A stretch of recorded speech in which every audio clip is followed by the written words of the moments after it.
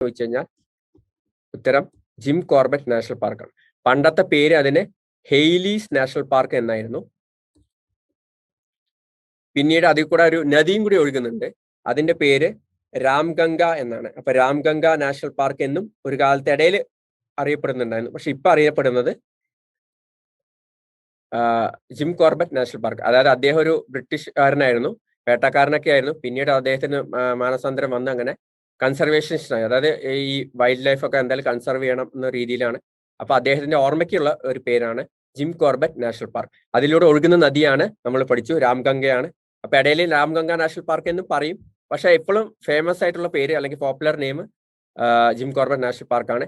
പിന്നെ ഹെയ്ലീസ് national park എന്ന് initial കാലത്ത് 1936 ആ കാലങ്ങളിലൊക്കെ അങ്ങനെയാണ് അറിയപ്പെട്ടിട്ടുണ്ടായിരുന്നത്. അപ്പൊ ഇന്ത്യയുടെ ആദ്യത്തെ നാഷണൽ പാർക്കിന്റെ ബഹുമതി ആണ് ജിം കോർബറ്റ് നാഷണൽ പാർക്കിനാണ്. അവിടെ ഇതേപോലെ ഫേമസ് ടൈഗർ